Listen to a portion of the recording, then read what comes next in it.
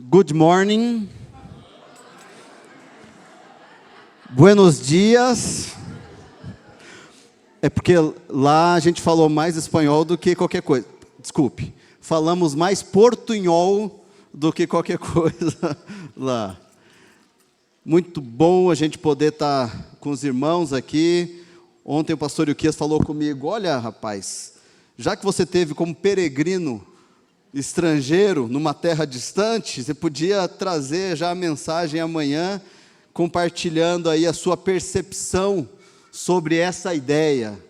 E foi muito legal, gente, o tempo que a gente esteve lá. Já trago um abraço da Nazaré, né? Porque a gente foi ver a NASA, né? Então foi muito bom ali com a Nazaré. Quem viu o vídeo de eu colocando ela na mala? Gente, que Nazaré, que foi aquilo? A Nazaré entrando na mala para voltar para Curitiba, aquela Nazaré. E falou assim, ó, pastor, a Beth tem que vir. Então, Beth, eu estou falando de púlpito aqui, tá, Beth?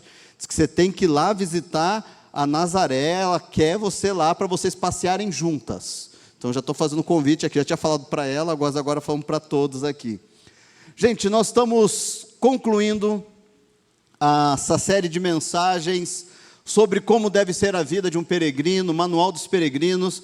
Alguém me perguntou hoje de manhã se ainda tem livros. Pastor Ilquias fez uma nova encomenda, já chegaram. Você pode pegar o livro, fazer aquela doação que você está querendo. Você que não leu, pode começar a ler. Inclusive, você pode começar um grupo de estudo com esse material aí. Só fale conosco para a gente te ajudar no que for possível aí. Nós estudamos nesses dias, nesses 40 dias, alguns temas que eu queria relembrar com você. Na primeira semana nós falamos sobre conheça o caminho. Falamos sobre o caminho, que tem montanhas e vales, o caminho é estreito. Falamos que Jesus é o caminho. Na segunda semana nós falamos sobre, se nós estamos indo para um lugar, para um outro lugar, nós precisamos aprender um idioma. O idioma do céu. Qual é o idioma do céu? Aí nós falamos do perdão, do amor, da entrega. E nós precisamos aprender esse idioma antes de ir. A gente precisa aprender aqui. Gente, se eu soubesse falar inglês, seria muito melhor se eu tivesse aprendido antes de ter chegado lá. Arrumando a bagagem. Essa foi o tema da nossa terceira semana. A gente precisa colocar em ordem algumas coisas, tirar os pesos desnecessários, vestir a armadura. E nós estudamos aí na quarta semana sobre os companheiros de viagem. As pessoas que estarão conosco, para a gente honrar os nossos líderes. Falamos na outra semana sobre o alimento necessário. E ali a gente viu da Bíblia a oração do jejum, da oferta, da congregação, que são alimentos. Oi? Oração, que são alimentos necessários nessa nossa jornada. E na última semana, que encerramos aí na sexta-feira, foi sobre convidar outros. E ali a gente viu que nós precisamos falar sobre a minha experiência com Jesus, aquilo que Jesus fez na cruz, o que Ele fez, falar sobre esse preço. E hoje, nesse domingo de Páscoa, nós começamos então a encerrar esse estudo. Só que a nossa peregrinação continua, né? Porque a gente ainda não chegou no céu. Então a gente vai continuar, volta e meia, falando sobre isso, porque nós somos peregrinos. O nosso lar não é aqui. Eu preguei numa igreja lá, e o pessoal que está lá nos Estados Unidos, eles entendem muito forte essa ideia de ser peregrino e estrangeiro. Porque eles estão vivendo assim. E uma igreja, eu pregando, eu disse assim para eles: olha, a pátria de vocês não é os Estados Unidos. Apesar que alguns querem a dupla cidadania, né? Mas não é. A pátria de vocês também não é o Brasil. A pátria de vocês é o lar celestial. E eles entenderam isso. E nós precisamos entender isso, que a nossa pátria não é aqui. Nós moramos aqui, passamos por aqui, mas nós estamos indo em direção ao céu, que lá realmente é o nosso lar. Só para contextualizar aqueles que estão nos visitando, né? No mês de janeiro, eu e a minha esposa recebemos um presente que foi a oportunidade de participarmos de um encontro, um curso para casais em Miami, e nós ganhamos então a passagem e o curso. Então, aí nós fomos correr atrás de passaporte, de visto, e de janeiro para cá foi uma loucura, e a gente conseguiu em um mês e pouco, conseguir o passaporte e o visto. Então a gente viu Deus abrindo as mãos, aí Deus depois abriu as portas para os lugares que nós ficaríamos hospedados lá. Deus nos abençoou muito nesses dias, e por isso nós vamos falar bem sobre isso, sobre essa ideia dessa caminhada, né? Então, não ache, eu fico pensando assim, toda vez que eu falo, eu estava em Miami, parece que eu estou me achando, né? Não, gente, eu estou me achando mesmo de feliz, assim, né? Mas não de me achar melhor que o outro, né? Porque a gente está muito feliz com o que Deus fez. E quando a gente fez essa caminhada, a gente continuou lendo ali as lições do dia, e no dia que a gente estava no aeroporto, foi muito legal, a gente fazendo a lição, eu até tirei uma foto da Ana na hora, ela estava lendo o devocional, e a lição do dia, a leitura do dia, era ajude com as mochilas. E está a Ana ali com uma mochila, com outra mala, e a gente está junto no aeroporto. Tinha horas que ela me ajudava a carregar, eu ajudava ela a carregar, porque a gente estava vivendo esse momento como igreja, e Deus nos deu a oportunidade de sentir um pouquinho mais do que é essa ideia de estarmos como peregrinos em um outro local. O texto que eu quero ler para os irmãos é o finalzinho de 1 Pedro, quando diz assim, ó: escrevi e enviei esta breve carta com a ajuda de Silas, a quem lhes recomendo como irmão fiel. Meu objetivo ao escrever é encorajá-los e garantir-lhes que as experiências pelas quais vocês têm passado são verdadeiramente parte da graça de Deus. Permaneçam firmes nessa graça. Quando nós pensamos hoje, neste domingo de Páscoa, e pensamos nessa conclusão desse estudo durante esses dias, do Manual do Peregrino, dessa jornada que já começou, eu penso que essa última frase de Pedro, esse início, eu escrevi esta breve carta com o objetivo de ajudá-los, foi isso, esses 40 dias que nós ficamos juntos. O objetivo é ajudar cada um nessa caminhada. Para quê? O finalzinho, para que a gente possa permanecer firmes nessa graça. Eu não sei o que você vai enfrentar pela frente. Eu não sei o que os seus próximos passos lhe reservam. Eu lembro quando cheguei aqui na Lindóia, já havia sido desmanchada a igrejinha de madeira ali, mas ainda tinha o ministério infantil aqui do lado. Eu lembro de algumas partes aqui da igreja quando a gente chegou, e eu não sabia o que Deus reservava para mim aqui nessa igreja. E eu não sei há quanto tempo que você já chegou aqui, talvez você está chegando hoje, talvez você já está caminhando conosco há bastante tempo, mas a gente não sabe de fato o que Deus reserva para a gente daqui a alguns dias, daqui a alguns meses, quais são os próximos passos, mas nós desejamos que você permaneça firme nessa graça, por onde você passar. E nesses tempos que nós caminhamos, pensando nesse tema, eu fiz uma pergunta: o que aprendemos como peregrinos? Ou estudando esse material, conversando sobre essa temática de peregrinos, o que a gente aprendeu? O que a gente pode dizer que aprendeu? Eu penso que a primeira coisa que aprendemos, a primeira lição, a jornada é mais fácil com um companheiro. A jornada ela é mais fácil quando não estamos sozinhos. É melhor serem dois do que um, pois um ajuda o outro a alcançar o sucesso.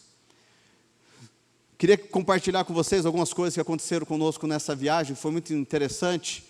O meu inglês, ele se resume àquele estereótipo do The Books on the Table, né? Esse é o meu inglês, o good morning, e olha lá ainda, e a gente chegando no aeroporto, vai passar pela imigração, porque ali ainda tinha medo, né? Porque imagina, ele olha para mim, pergunta alguma coisa, eu não sei o que ele falou, ele fala, de volta para o Brasil, né?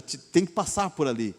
E era uma fila enorme, e a Ana filmando tudo assim, e tinha vários letreiros dizendo assim, não filme, não filme, não use celular, não use celular.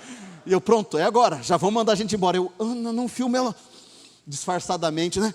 Aquela coisa bem disfarçado.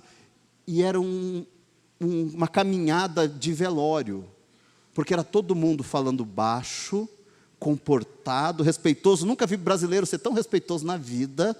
Os latinos, em geral, só fazia a bagunça as crianças. As crianças é criança, em qualquer lugar, né? De todas as línguas, criança é criança. E quando a gente chega ali na imigração, graças a Deus, a pessoa que nos atendeu foi muito educada, entendeu o inglês da Ana. O meu, eu entrei mudo e saí calado, gente. Eu só fazia assim, né? Só sorria. Sorria e acene. Esse era o meu slogan. E a gente passa pela imigração, e quando a gente começa a dar os primeiros passos, eu fiquei pensando depois, se eu tivesse sozinho ali, como teria sido muito mais difícil. Como teria sido difícil para mim, como teria sido difícil para Ana, se qualquer um de nós dois estivéssemos sozinhos ali. Porque a jornada, ela se faz muito mais fácil quando tem outro. Gente, de repente, a gente pergunta para um guarda onde pegava o carro que a gente alugou, o guarda não falou nada, só falou, sei lá o que ele falou em inglês, ele só fez assim, e a gente não conseguiu falar com ele, descobrimos as plaquinhas lá, Rent a Car, chegamos no lugar, aí você tinha que pegar um trem para chegar no lugar onde alugava carro. Daí eu falei, meu Deus, e se não é? Onde esse trem nos leva? Alugamos o carro para conversar com o atendente, foi ali no espanhol, inglês, português, foi um negócio louco. Quando a gente entra na autoestrada, saiu do aeroporto, acostumado a dirigir aqui, na nossa rápida aqui, né? De repente, gente, o negócio vira em 5 pistas. Cada pista virava em mais 5. E eu caio na Auto Expresso ali, porque era uma velocidade nas 4 pistas, nas outras 2 que eu entro, era muito maior. E a Ana, agora esquerda, direita, com GPS. E eu fiquei pensando, imagina se eu estivesse sozinho. Seria mais difícil, porque eu não conseguia olhar para o GPS e olhar para a direção. Porque era muito tenso, e eu estava tenso naturalmente. Mas eu fico pensando no nosso dia a dia, nessa nossa caminhada. Eu fico pensando nos momentos que a gente esteve aqui juntos num velório. Como enfrentar aquele velório, como seria difícil enfrentá-lo sozinho. E como ele foi mais leve quando a gente se juntou como igreja, enfrentamos aquele momento de luto juntos. Eu lembro de alguns que eu estive aqui para recepcionar o carro funerário, para ajudar com o caixão, porque a família não estava ainda toda aqui. Como foi mais fácil? Veja, não deixou de ser difícil, mas se tornou menos difícil, porque tinha mais um. Veja, se você caminha sozinho, sempre vai ser mais difícil. E nessa jornada cristã, a gente aprende isso, que se eu tiver alguém comigo, vai ser mais fácil. Quantas pessoas de vez em quando mandam assim para mim, pastor, estou orando por você. Quando eu recebo aquela frase, eu sei que eu não estou sozinho. Quantos mandam mensagem, pastor, ore por mim, porque ela sabe que ela não está sozinha, e aí eu oro por ela, porque a jornada nossa, ela é muito melhor, se desenvolve muito mais, porque o texto diz isso, é melhor serem 2, porque um ajuda o outro a alcançar o sucesso, a progredir. A sequência do texto diz, porque se um cair, o outro ajuda a levantar, se tiver frio, o outro aquece, e assim a gente consegue muito mais. E isso nós precisamos aprender como peregrinos. Faço uma pergunta para você. Você tem caminhado sozinho ou você tem caminhado com alguém? Quem são as pessoas com quem você caminha, que fazem parte da tua jornada? Quem são as pessoas? Quem são as pessoas que quando você precisa de algo, é para aquela pessoa que você manda um WhatsApp e você sabe que ela vai orar por você? Quem são as pessoas que estão juntos com você, trilhando essa jornada? Não caminha sozinho, não. Caminhar sozinho é fácil se perder. Eu faço muita montanha e subo muito, faço muita trilha, e todas as vezes que a gente vê tragédias de pessoas que ficaram perdidas, que saíram da trilha, a maioria delas é porque elas começaram a caminhar sozinhas. Elas de repente caminharam sozinhas. Um jovem descendo o Pico Paraná, ele chega no topo com todos, e aí ele fala, vou voltar, e ele volta sozinho. Quando os outros chegam na base, eles falam, cadê o fulano? Fulano não chegou. Quando ele voltava sozinho, ele caiu em uma das fendas. Ele quebrou a perna, provavelmente, alguma coisa, e ele fica lá. Quando o bombeiro chega, os bombeiros chegam porque tem os animais que estavam voando, e aí descobrem o local que ele estava, ele morreu de hipotermia. Ele não morreu por causa da queda, morreu de frio.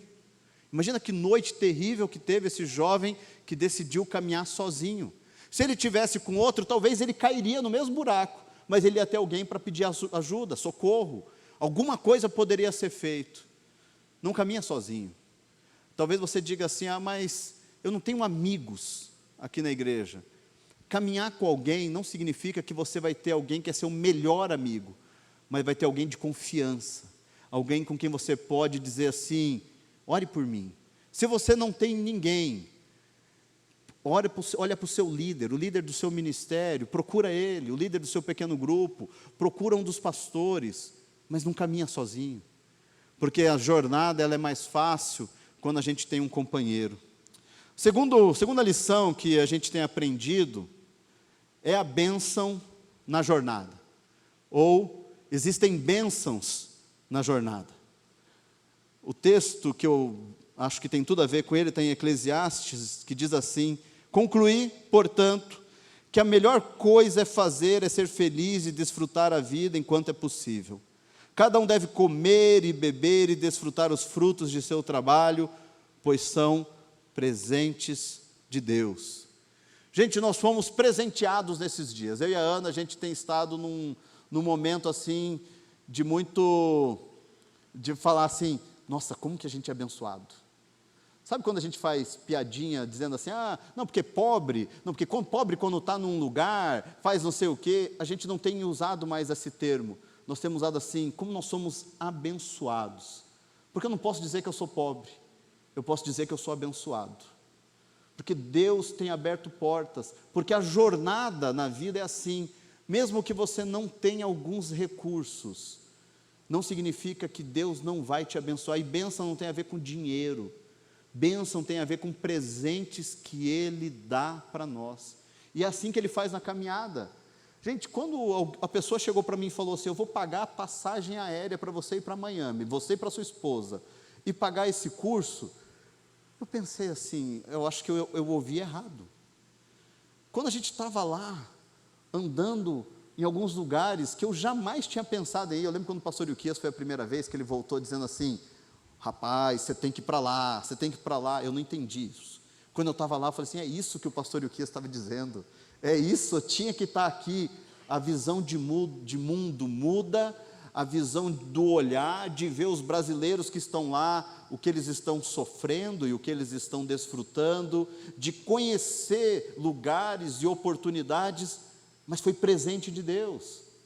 Mas talvez eu pudesse pregar esse mesmo tema, esse mesmo tópico, que na jornada existem bênçãos antes de ter ido.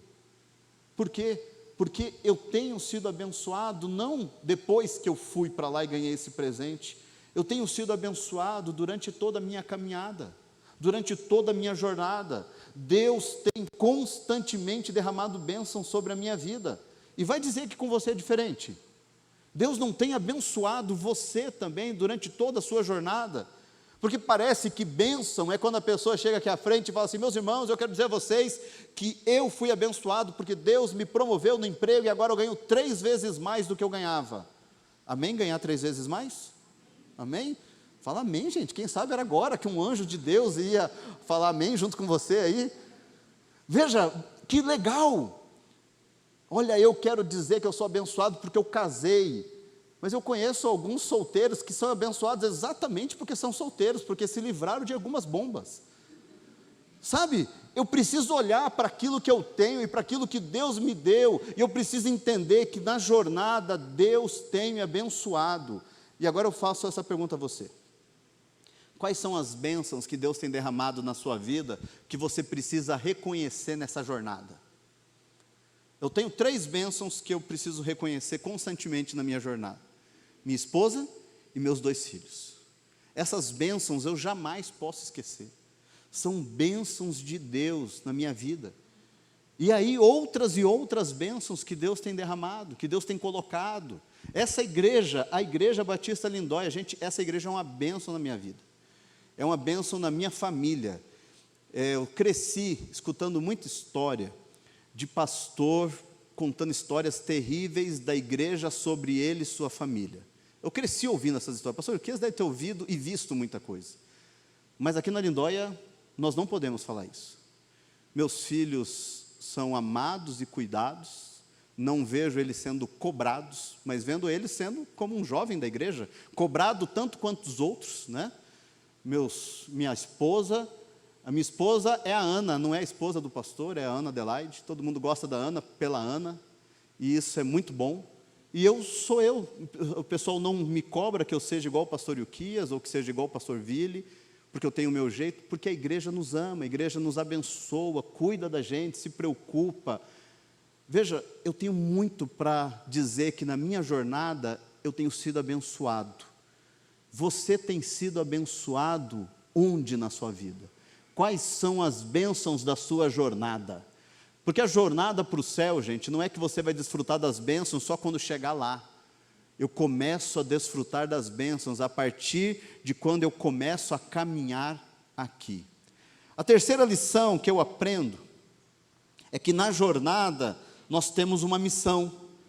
O texto diz, eu até coloquei esse texto no livro: então o Senhor disse, vá pelas estradas do campo e junto às cercas entre as videiras, e insista com todos que encontrar, para que venham de modo que minha casa fique cheia.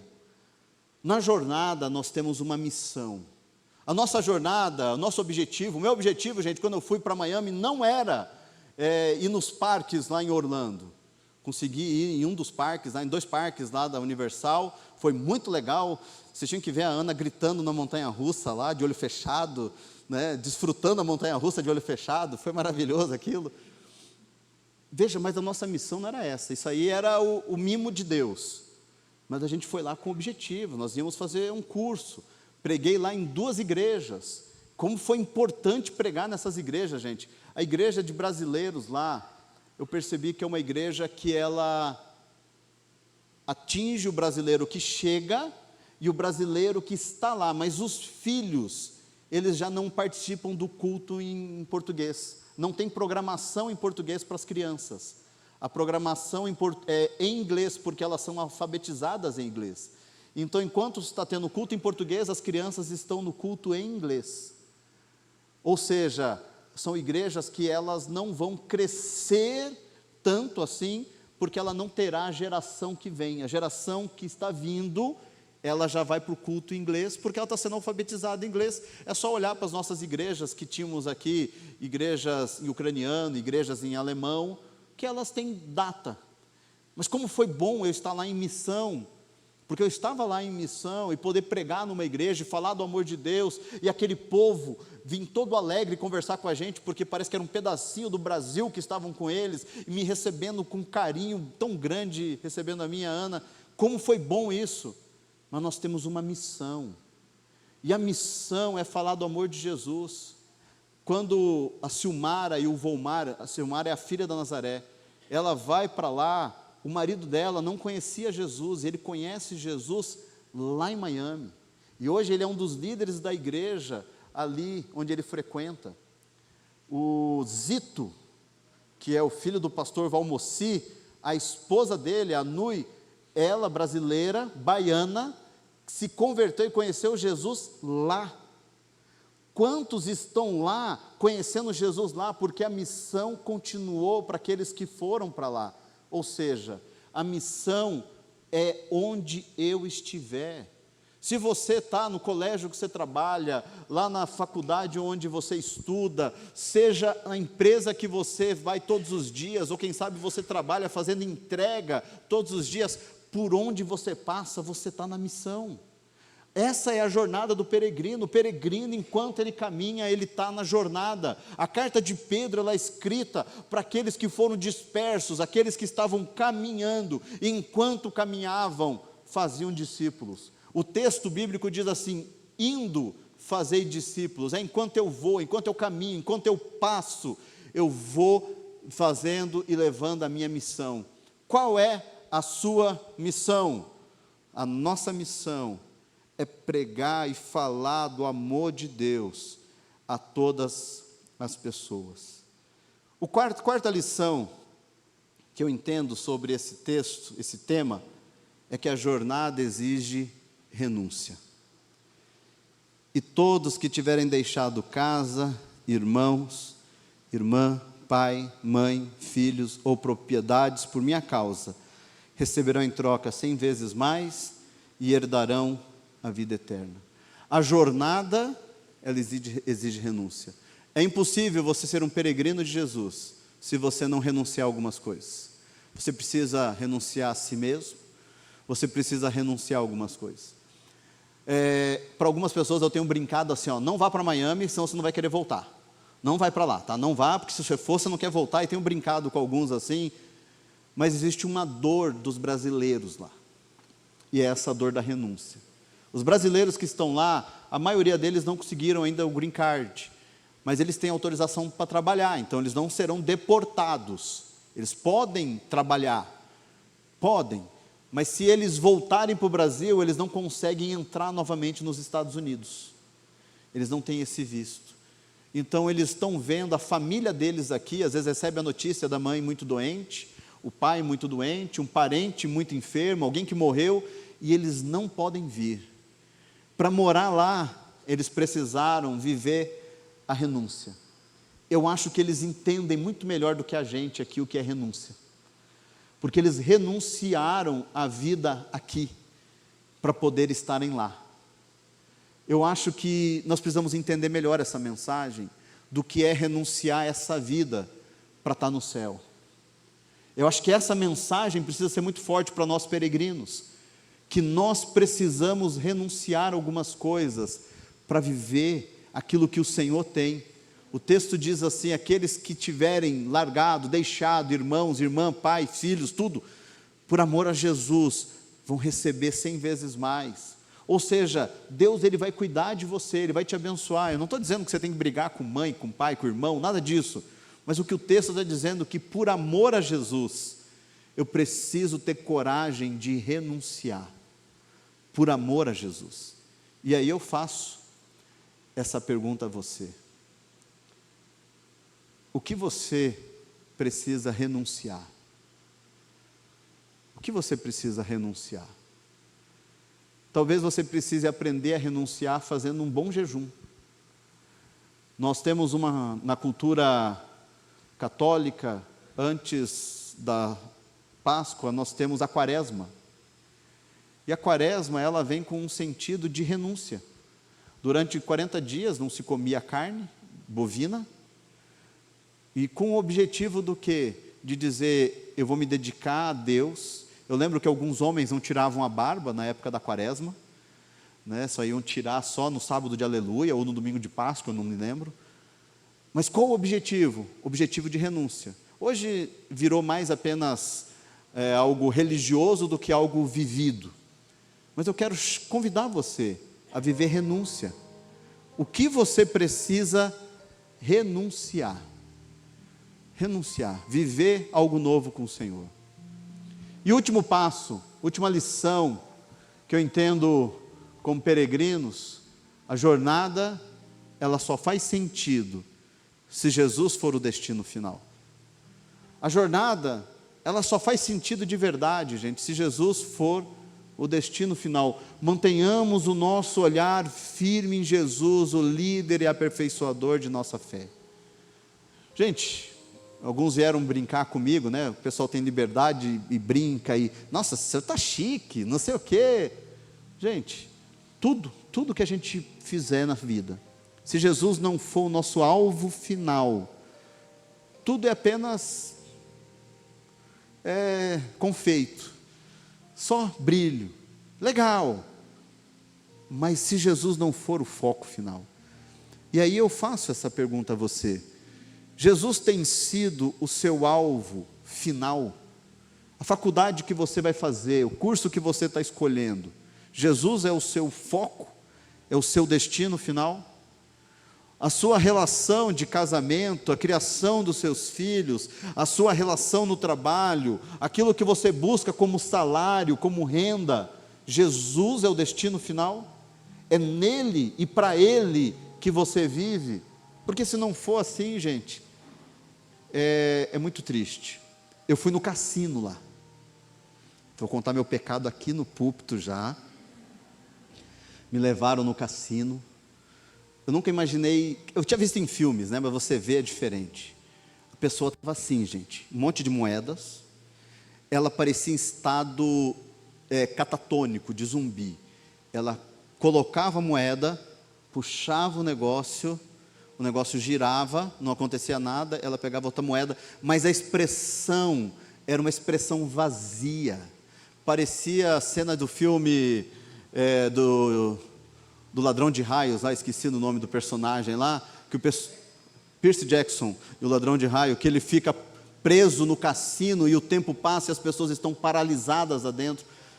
Ela buscava esperança, as pessoas buscavam esperança em, com uma moeda, resolver o problema financeiro da vida. E eles apostavam milhões lá, o rapaz foi me mostrando, olha, ali eles estão apostando $20, lá eles apostam centenas de dólares. E era pôquer, e era não sei o quê, e era um ambiente vazio. Muitas luzes, aquilo seduzia, mas era vazio. A jornada só faz sentido se Jesus for o destino final. E aí eu pergunto a você isso. O que você está construindo? Pensa que você está construindo como família, como relação de trabalho, as amizades. Jesus é o seu destino final? Ou você é esse destino final? Para a gente concluir, coloca para a gente aquela outra tela. O que aprendemos como peregrinos? A jornada, ela é mais fácil com o companheiro. Não caminha sozinho não. Se não tem ninguém caminhando com você, escute bem o que eu estou te dizendo, se não tem ninguém caminhando com você, você tem a missão de encontrar alguém hoje, não deixa para amanhã não, amanhã pode ser muito tarde, hoje Cristo quer te dar alguém para caminhar com você, encontra alguém hoje, chega para uma amiga, para um amigo, se você não encontrou um amigo, fale com um dos pastores, fala, eu preciso caminhar com alguém, mas não caminhe sozinho, existem bênçãos na jornada, bênçãos, que eu quero convidar você é que você olhe para aquilo que Deus tem te dado, não olhe para aquilo que Deus me deu, para aquilo que Deus deu para o pastor Ilquias, aquilo que Deus deu para o seu amigo, olha para aquilo que Deus tem dado a você, e esses são os presentes de Deus. Deus não tem que abençoar todo mundo igual, gente. Sabe aquele negócio que você tem que dar um tênis para um filho, você tem que dar para o outro? Às vezes você vai dar um tênis, mas às vezes o modelo vai ser diferente, porque as bênçãos que um precisa é diferente da que o outro precisa. Na jornada nós temos uma missão. Qual é a sua missão? Levar pessoas a Cristo. Tem pessoas à sua volta que irão para o inferno se você não cumprir a missão. Existem pessoas que estão carentes de uma oração. Essa vai ser a sua missão. A jornada exige renúncia. O que é que você precisa renunciar? Aquilo que você precisa deixar de lado. E a jornada só faz sentido olhando para Jesus. Se Jesus for o destino final. Quando nós entendemos isso, a nossa jornada, ela vai ser diferente. Vamos orar? Eu quero que você, nesse momento, pense aí como que está a sua jornada.